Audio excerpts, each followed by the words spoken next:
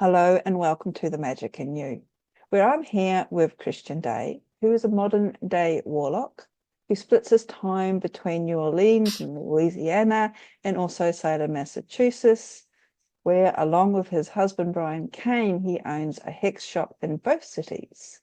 And together they host HexFest, a weekend of witchery, which takes place around about August each year in Old New Orleans, and also the Festival of the Dead each October in Salem, as well as online. We have WitchCon, which is a global online weekend event taking place earlier in the year in about February, sometimes March each year. And this year, there is a new offering taking place in October, Spectral Evidence, which we will be talking about in a moment. But Christian is also the co-founder of Warlock Press, a boutique occult publishing company. He is the author of The Witch's Book of the Dead and also a priest of the Alexandrian tradition of witchcraft.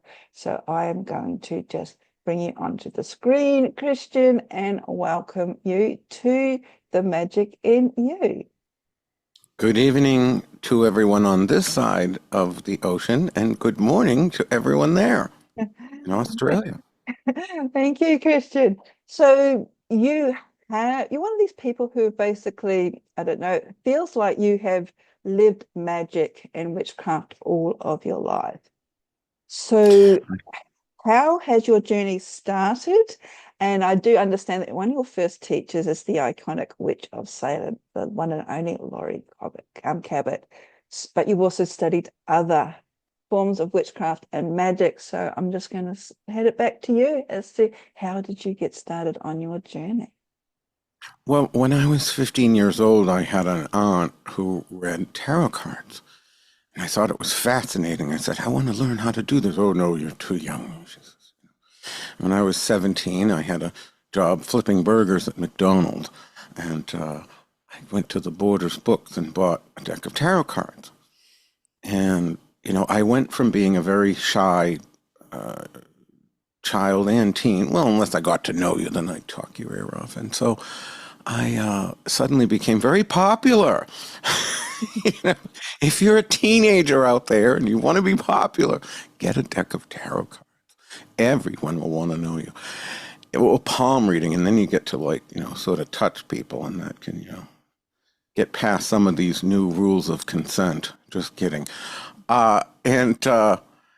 So my mother was out, partying at a club or whatever, when I was 18, and came home with this woman who said, I'm a witch.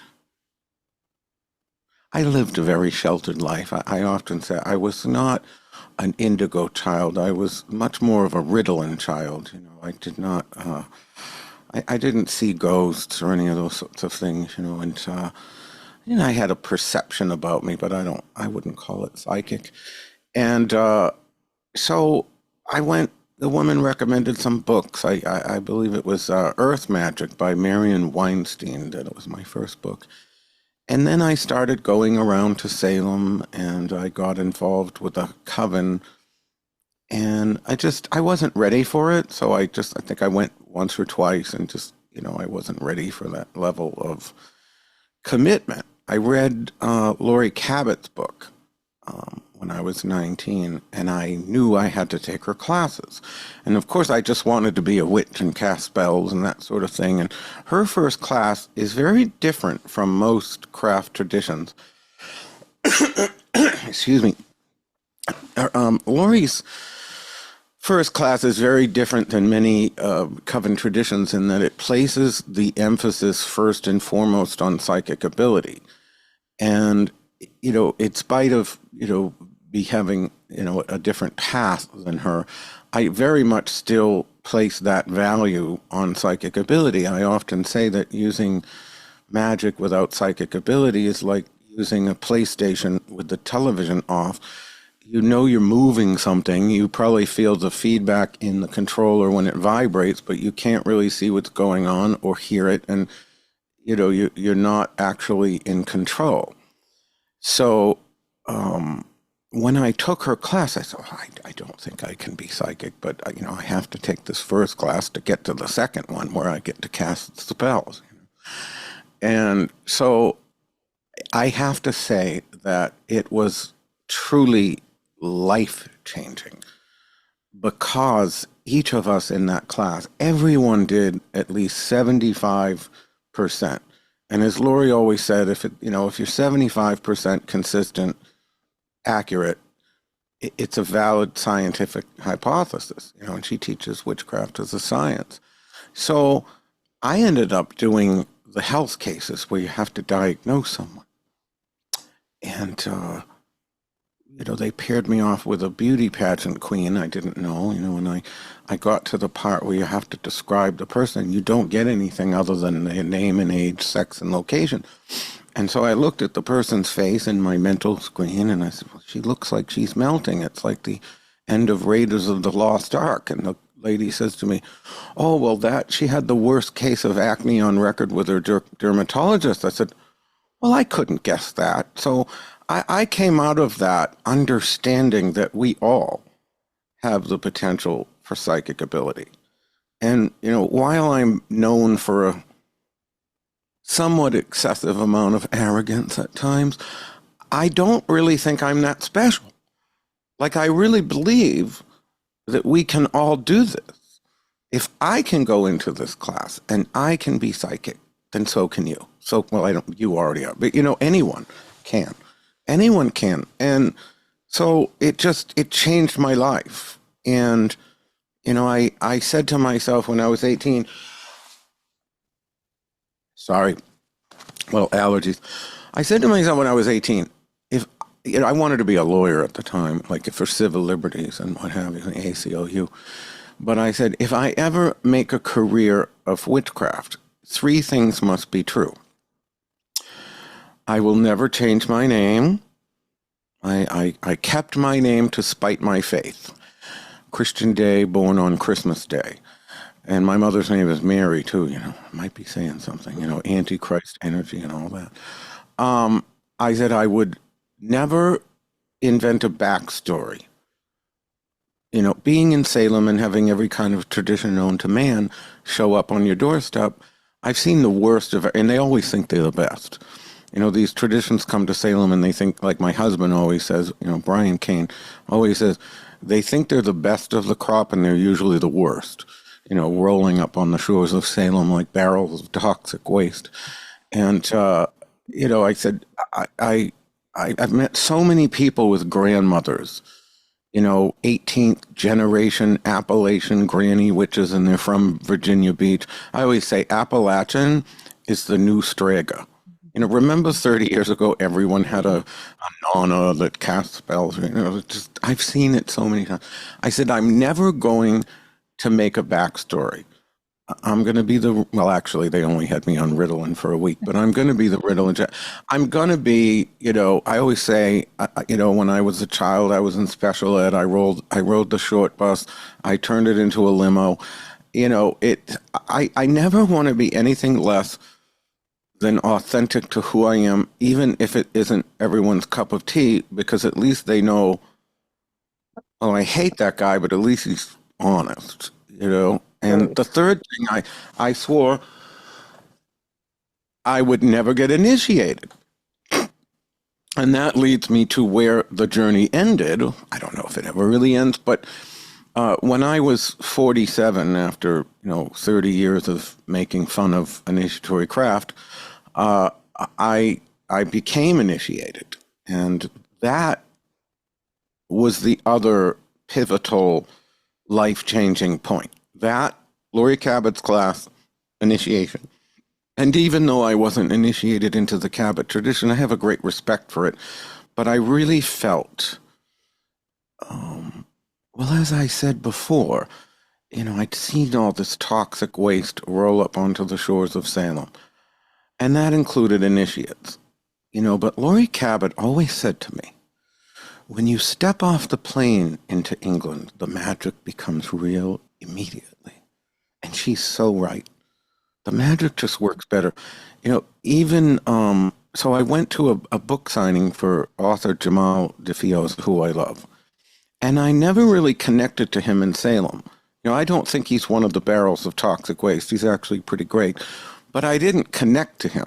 I didn't see him or Kerrigan in their element because they were in Salem. They were out, you tend to get lost in that shuffle.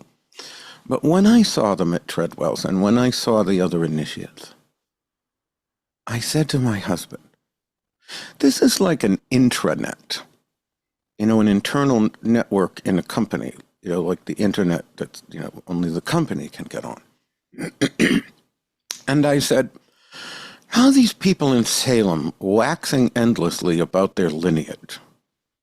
Which always bored me. I had one high priest of a Gardnerian tradition. I wasn't even initiated. I'm not sure why he was allowed to show me, but he brings me upstairs to his house, and the whole hallway was like that image from Queen of the Damned by Anne Rice with the great family. And I was like, look at this lineage, and this is my pedigree. And there were like a whole wall of these different lineages, and it just was like completely boring to me because I thought to myself, nobody cares who initiated Laurie Cabot. Nobody asks who Merlin's grandmother was. No one, when you establish, they want to know the history, say, behind Marie Laveau, but ultimately Marie Laveau stands on her own. When you're Laurie Cabot and you made it snow in July, or made blue light appear in the pages of National Geographic, nobody's wondering about your lineage. Where's your freaking talent? And so I was there at Treadwell's and I said to Brian, this is like a network. This lineage, I said, first off, I no longer believe that Gardner made it all up. I do think he added a lot, but there's something there. There's something. I don't know what that connection is, but it is a thread of energy.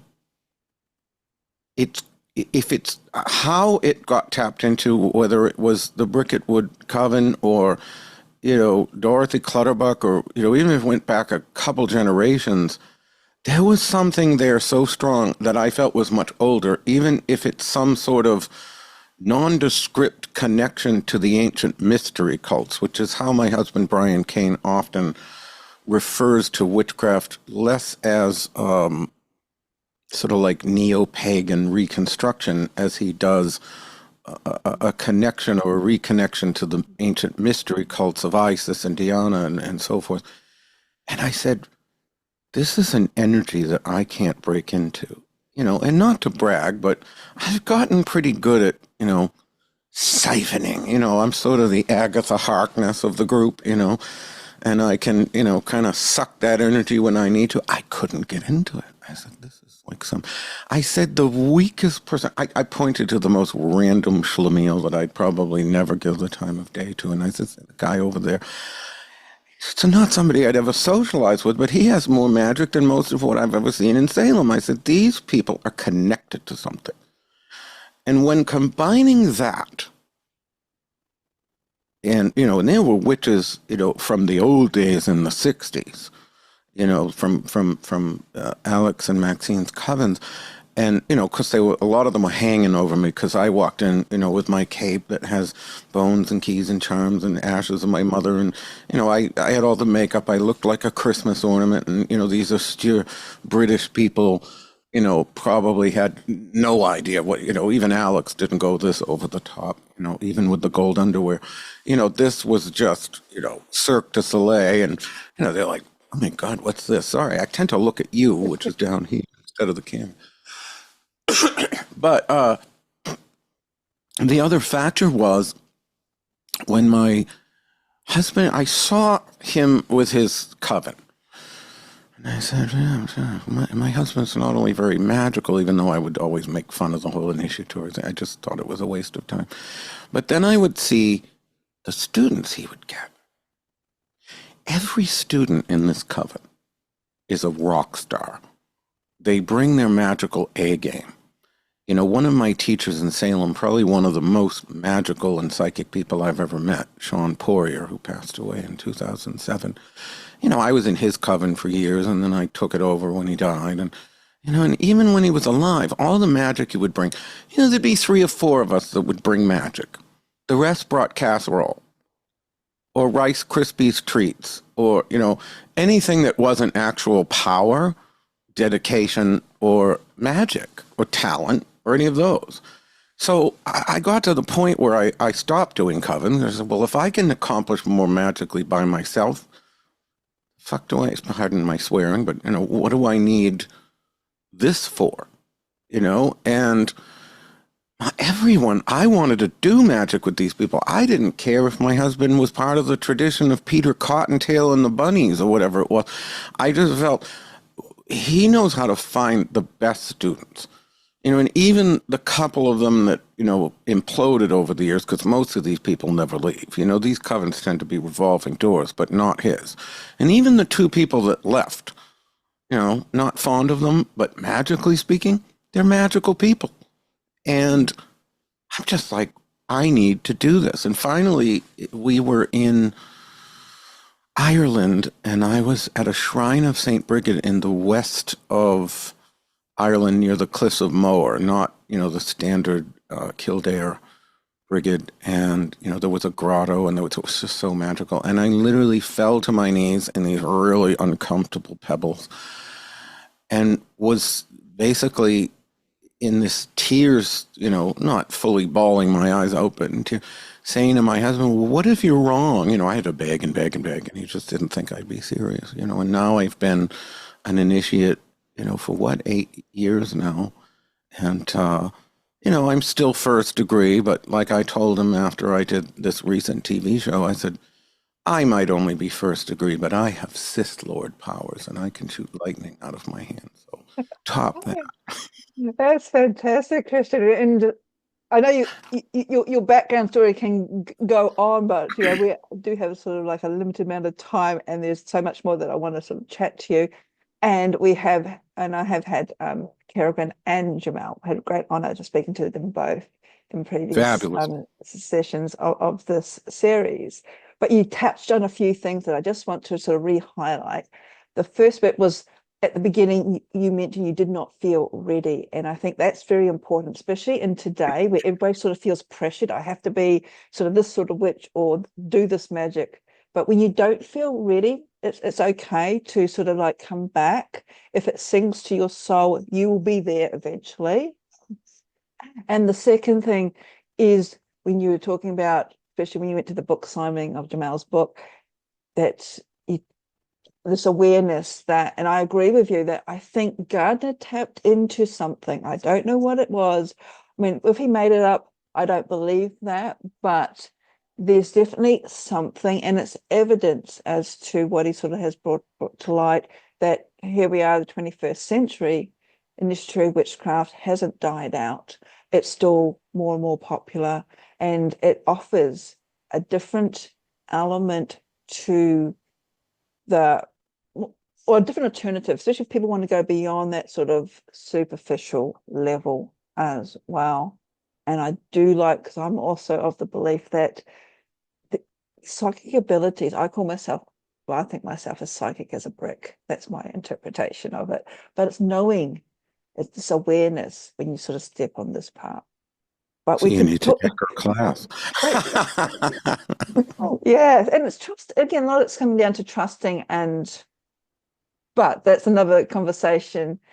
Well, that's incredibly, what you're saying right there is incredibly key because, you know, I'm a very skeptical person.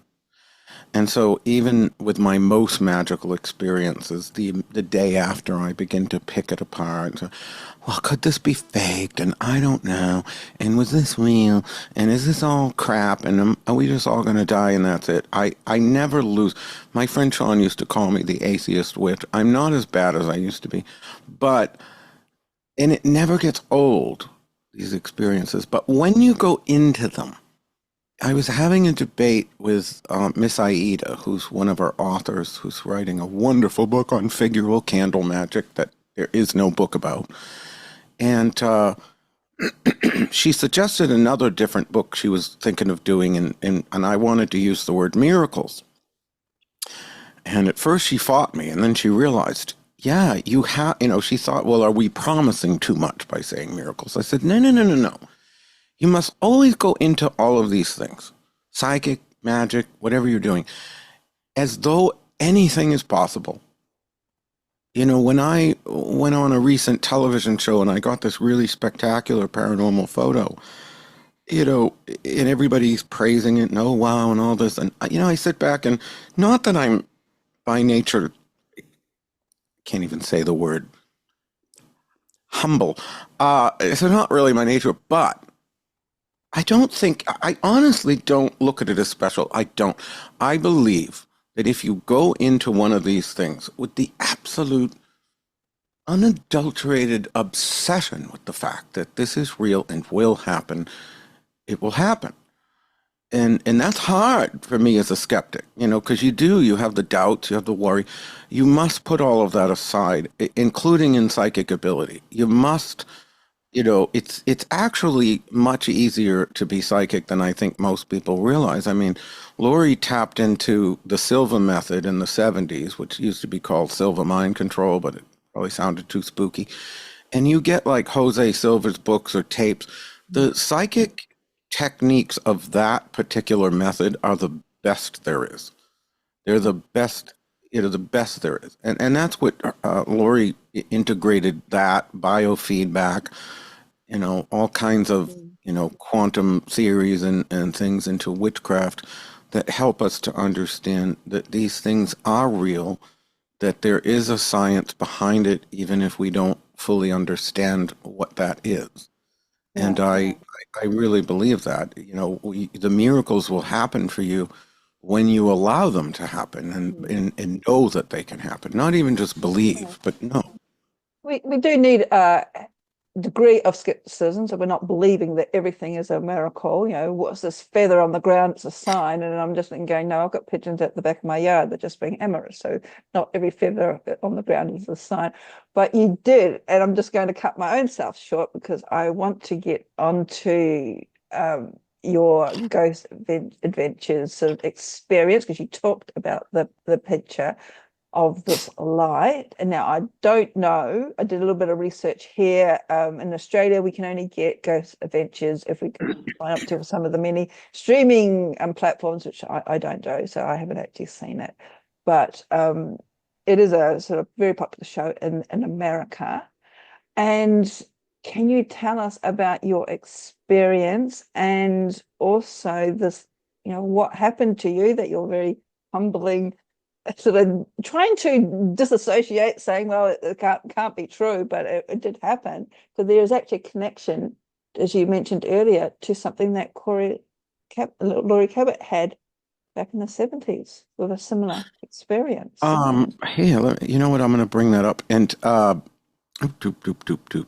Images.google. I'm going to say Laurie Cabot, National Geographic. I've always been super, well, I don't want to say jealous. I've never really been a jealous person. I'm too focused on my own sort of thing. You know what I mean? Like you got stuff to do.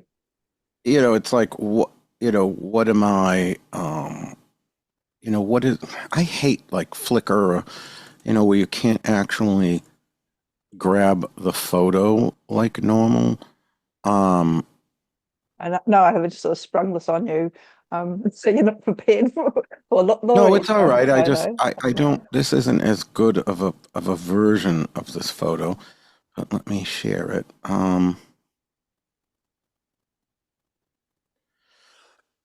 So in 1979, photographer Nathan Ben was traipsing around New England taking leaf peeping pictures, and it was not magical or occult. It's National Geographic, which is quite prestigious.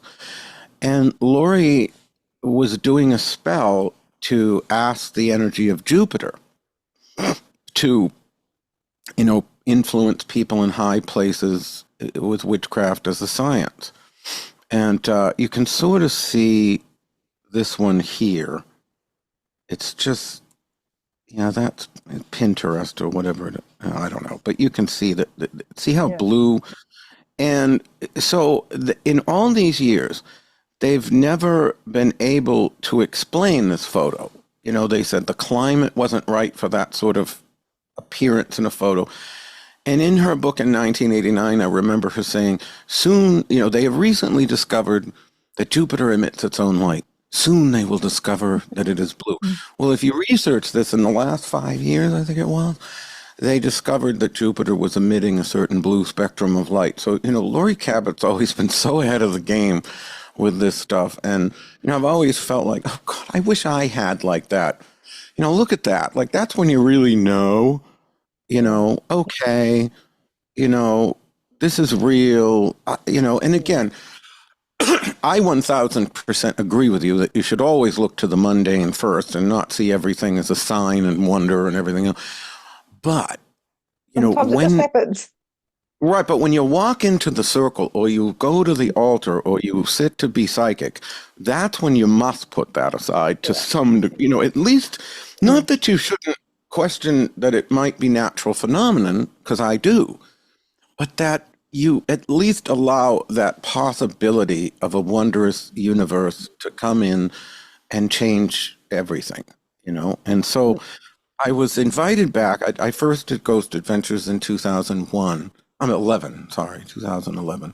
And that tended to be what put me on the map. I mean, no one remembers. I was all over the world in newspapers and radios and everything else when Charlie Sheen called himself a warlock, and I decided to challenge it.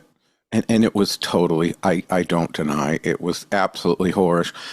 And someone said to me, I think it was Matthew Venus, said to me at Laurie Cabot's birthday party, did you do this for publicity, for money, to put the craft out there, to educate people? And I said, yes. Like, why am I relegated to any one motive? I'm not a cardboard cutout. I love to improve my business and lot in life, but I also have a role as educator.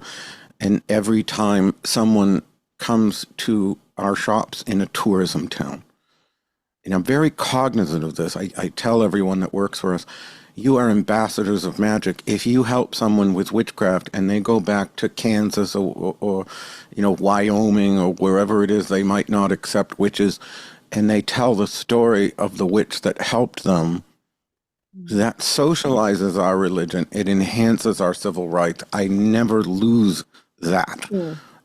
And yet I'm still wanting to make money, and there's a commercial side.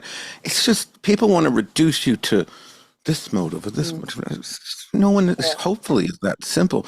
So I went on. No one remembers Charlie Sheen, but that went everywhere. And so then I was in Ghost Adventures, and that keeps that's the most popular paranormal show, not just in America but in the world. And it they brought me on in 2011, and I didn't want to go to the place they wanted to go. I wanted to bring them to the witch house, but it's not haunted. So I did a necromantic ritual to make it haunted, and they didn't show that on the show. They brought me back in 2013 to Aftershocks, which is their interview show, and I told them what Kelly Spangler, who's a psychic in Salem, and he's wonderful, by the way, and I told them, what really happened was that, we called Bridget Bishop to leave the Lyceum because we found out they were also going to go there, which is the most haunted location in Salem. I said, I can't be upstaged, Kelly. We've got to convince her to leave. And then we get into the house, and she comes through on the ghost box, which, this is the home of one of the witch trials judges. None of the witch trial victims are hanging around there.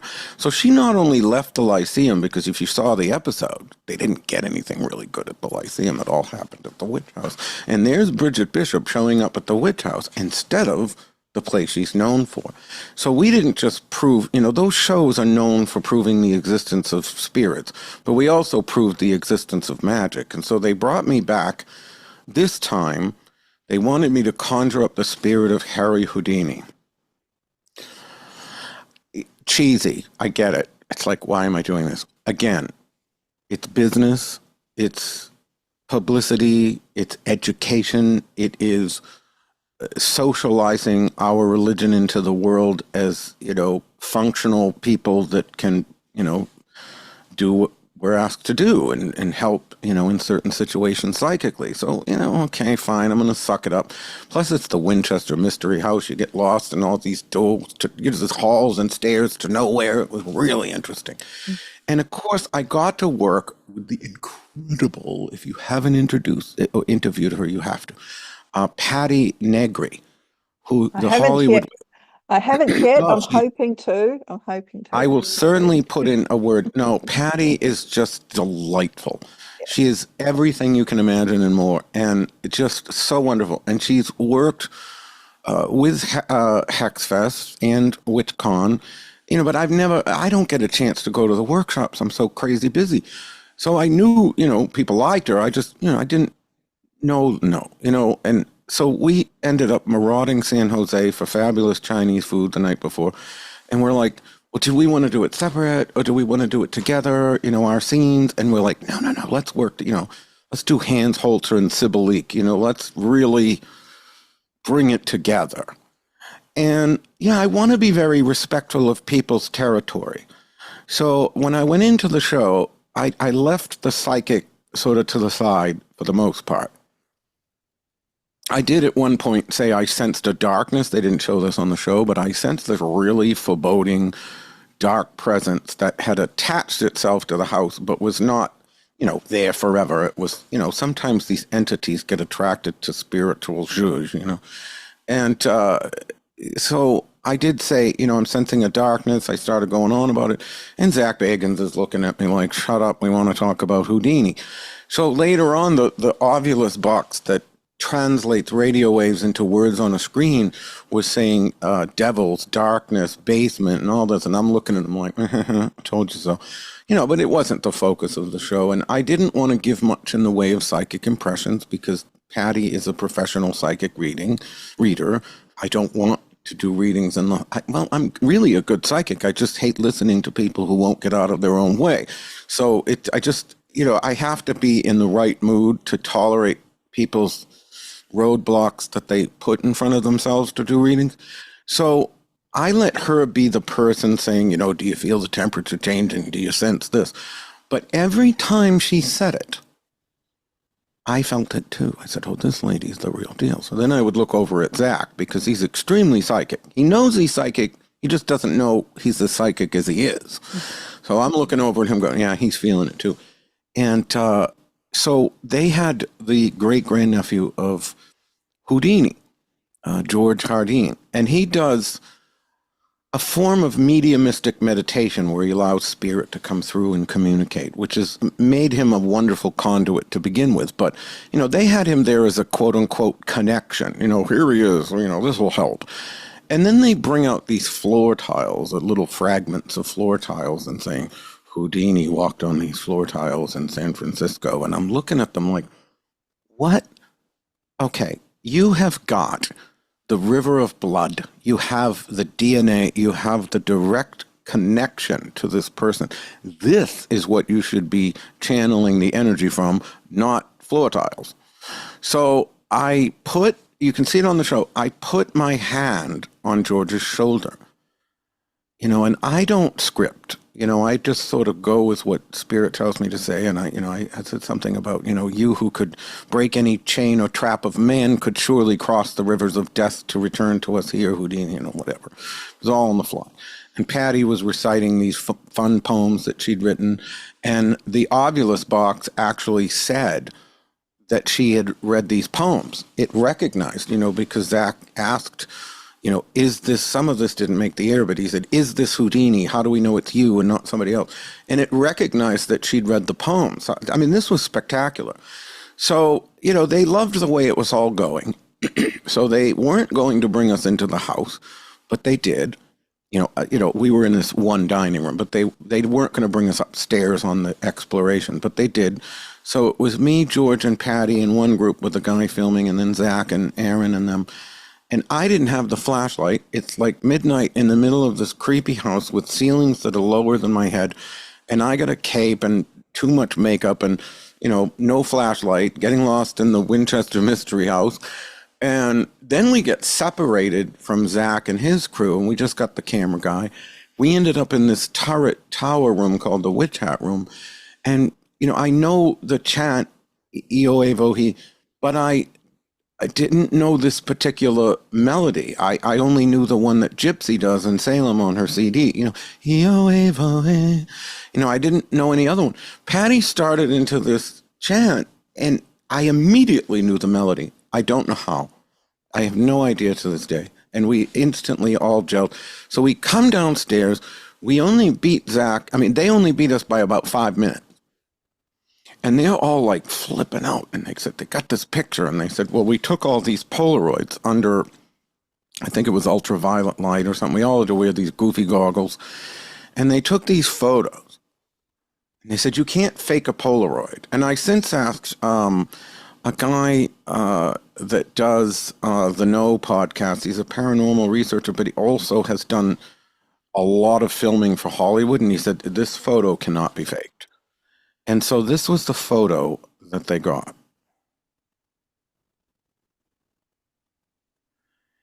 And you can see me over here, sort of to the left with my goofy goggles. And I've got light beams coming out of my hand. And that pillar of light that sort of looks like a penis, that's George, the great-grandnephew of Houdini. And if you look over to the top right area, you can actually see a pentagram of light. And I was just, oh my God. And none of the other photos had this. They were all relatively normal till it got to this. And they said on the show that this was the best proof of paranormal photo, or however they worded it, in all of the show's history, which is 29 seasons over, I think, 16 or 17 years. And they said they've never gotten one better. And, so because I said to my husband, look, I have Sith Lord powers. I'm like the Emperor from Star Wars. I can shoot light beams out of my hand. But it was like, I called up Lori Cabot before she saw the photo. I said, does this ever get old for you? You're 92. Does it ever get old? You're Lori Cabot. You're the best there is. You've been around forever. Do you, not get excited when you have, some great magical psychic experience? She said, no, it never gets old. Never. You always get excited all over again, like you've just, saw a unicorn or something. And that she called when they saw it, her and Penny, her daughter, Penny Cabot, and she said, you did that. She said, they didn't give you enough credit. I said, well, you got to share credit. You got 3 people.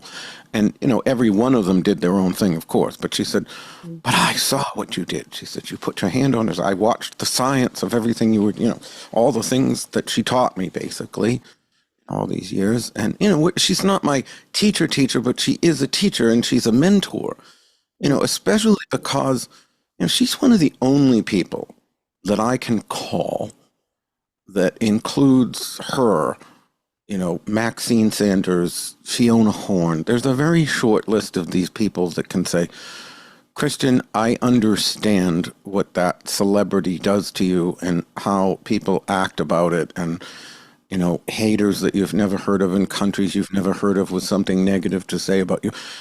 And they all handle it so much better than I do. You know what I mean? I tend to be very reactive, and I'm very much trying not to be, and to just let it all kind of air out as it airs out, because it just, over all these years, my husband will say, if there was a truth card in the tarot, it would have my face on it.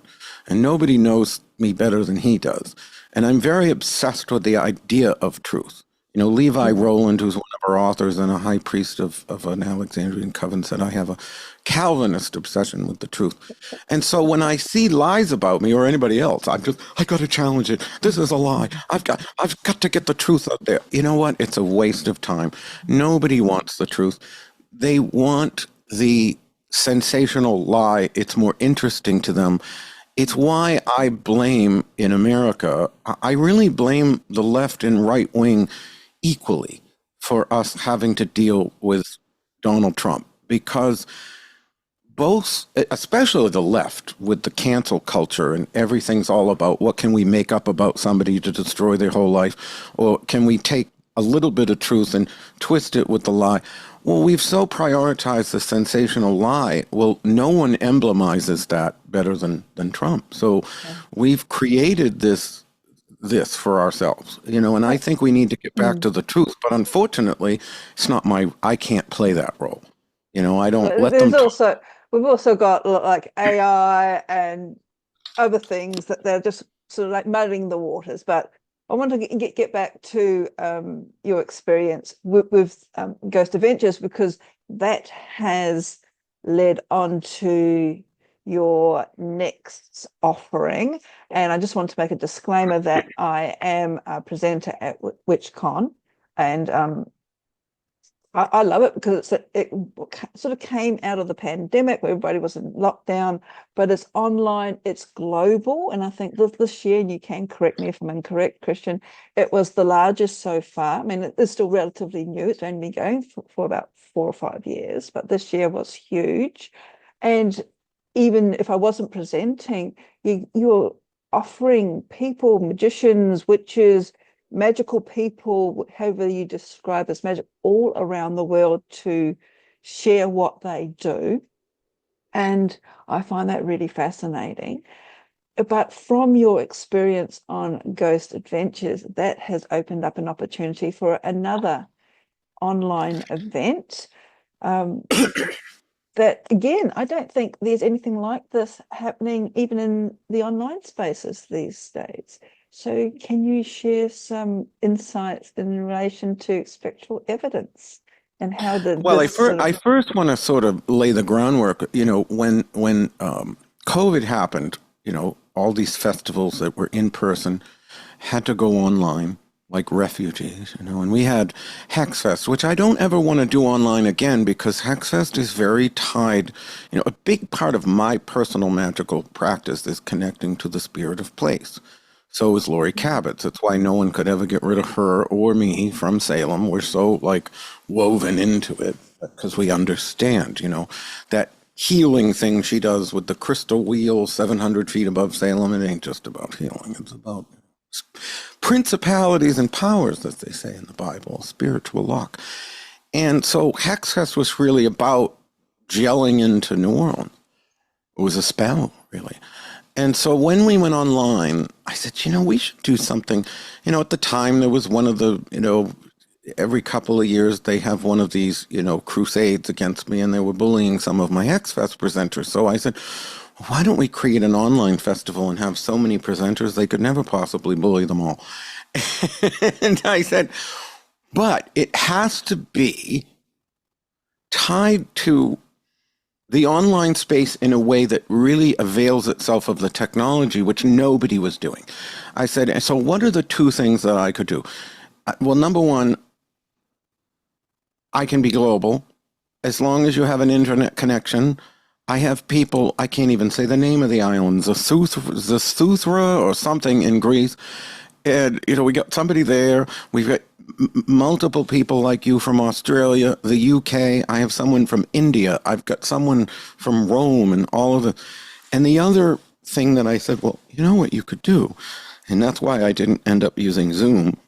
And I used the Crowdcast webinar platform, because it immediately records everything. And so they can watch all their favorite classes live, and then they can see all the other ones. So there's no more of this, well, I'm at this festival, I just don't know whether I want to go see Starhawk or this other person.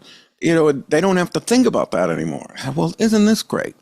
So then Ghost Adventures happened, and I thought, I wish I had some way of tapping into this. And my husband comes in and says, Christian, you've got this paranormal audience. Why don't you do something like WitchCon only for the paranormal? And so in the witch trials of Salem, the evidence that was used to convict people was called spectral evidence. So in other words, if the woman being accused said, well, I was home with my husband, he was with me the whole time. Well, the afflicted girls would say, well, her shape came to me in the night, and it was her shape, and she pinched me, and do you see the yellow bird? She's flying right there. And it was eventually, when the trials were overturned, It was because the president of Harvard, Increase Mather, whose son Cotton helped fuel it all, came out and said we can no longer use spectral evidence.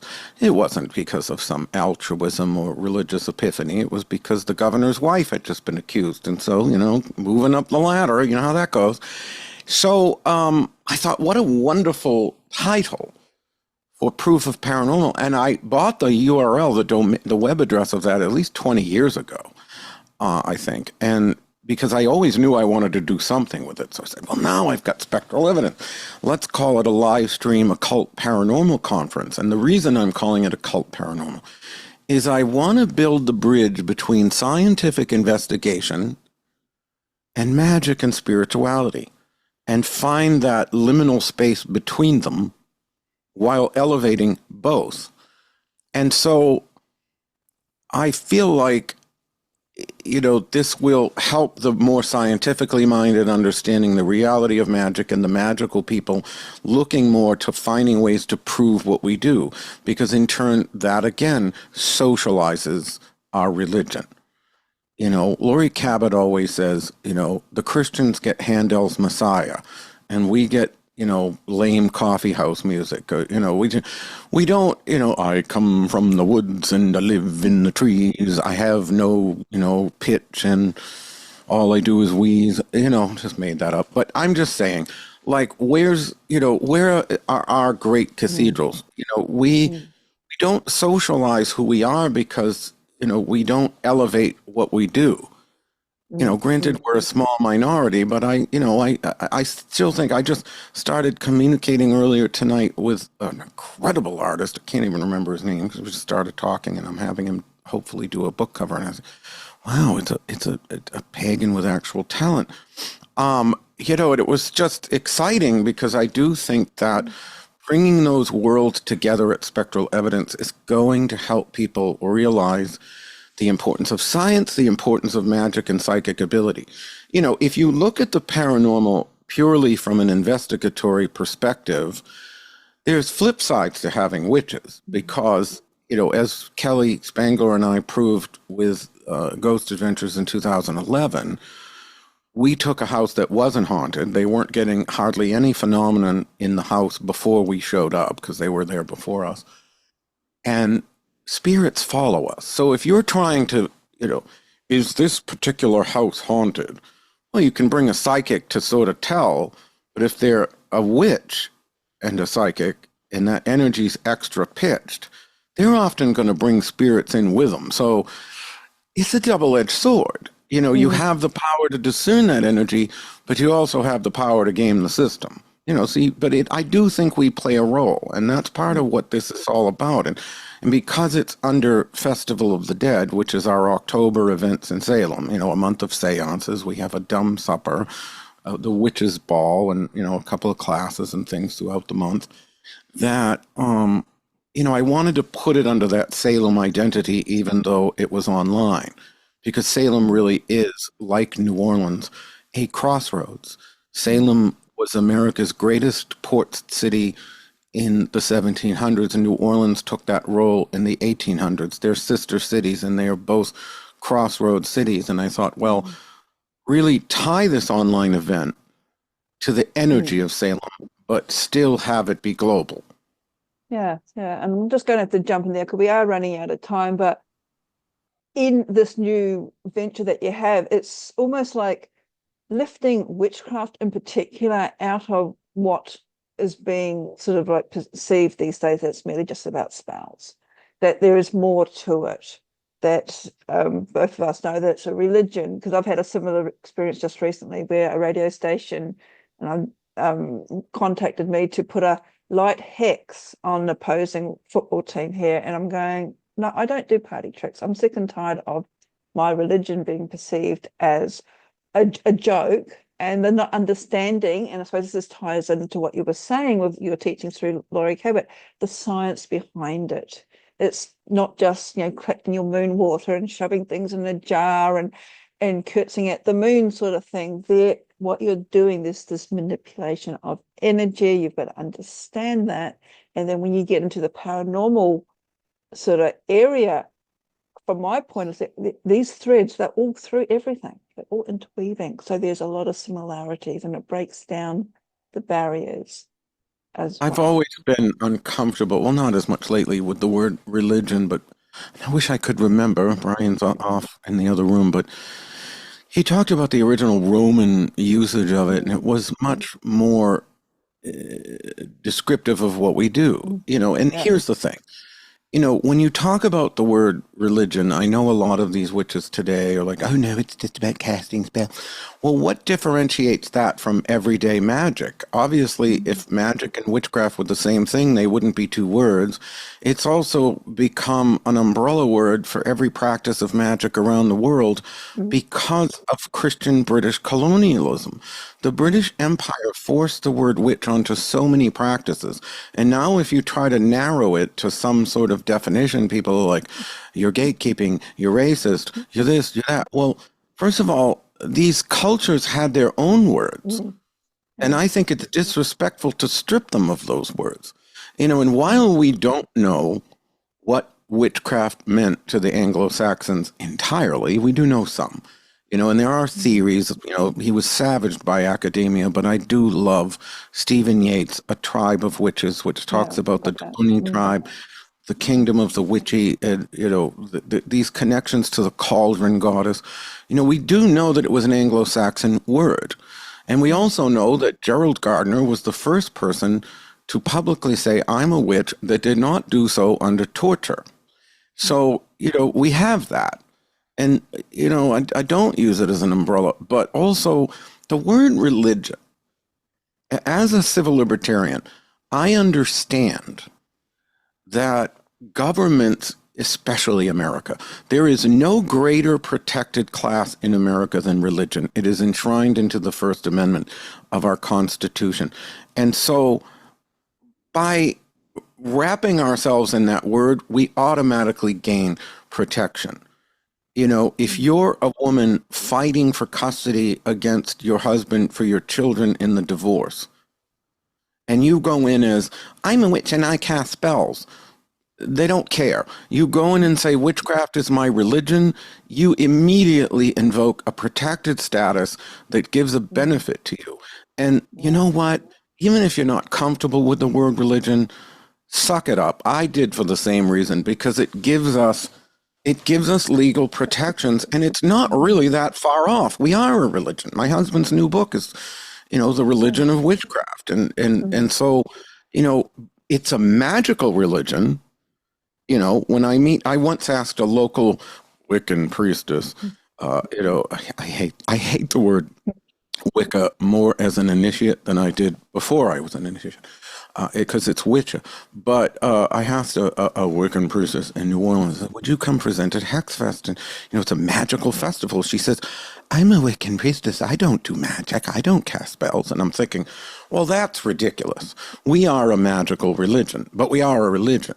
And, the church, when you look at the persecution of witches, they didn't just persecute them from yes, she soured my milk and she did this magical thing, but that wasn't all it was. The souring of the milk represented an allegiance to Satan. In other words, they weren't just burning or hanging you because you did magic. They were doing it because the magic represented a religious devotion to something other than God. Yeah. They knew it was religious. Now, of course, that was really our horn god. It was really our, Queen of El fame, or one of my favorites, Madonna Oriente. Those beings were our old gods and goddesses. And, that's why we were hanged, burned, and tortured throughout centuries. So there is a religious element. But, so I reject any attempt to pull out either the religion or the magic. And in fact, we did an Alexandrian soiree in a few years ago in Salem, and there was a woman that asked during the Q&A, you know how they love in the Q&A to just basically talk about themselves. Well, I don't believe in witchcraft as a religion. I cast spells and I do this. And then 10 minutes later, she comes out and asks another question. Why don't my spells work? Brian says, maybe you should try God. Loved it. And it all comes down to, I suppose, how we perceive things. I said, yeah, this is a topic that's so deep. And at the end of the day, sometimes you do you, I do me, and never the twain shall meet. But Christian, I'm going to have to wrap it up because we have actually ran out of time. It's been an absolute delight talking to you, getting to know you a little bit better, all that sort of like who you really are behind all that sort of, can I say, stage performance. You turned up at in treadwells all dressed up, but to find out who you really are and talking about the magic in you. And I'm also looking forward to your new adventures, in particular the Spectral Adventures later on in the year as well. And I'll be putting all the links below for HexFest, for Spectral Adventures, for what else have we got? WitchCon. I'm beginning to think you do so much. So I'll put So all much. those all those behind beneath this recording for anybody else to reach out and find out more about what you're doing and what you're offering to the community, regardless of how some people or some areas may perceive you. But no one else is stepping up to do the work. But thank you for your time. I know you're very Well, busy. thank you. Thank you to everyone watching.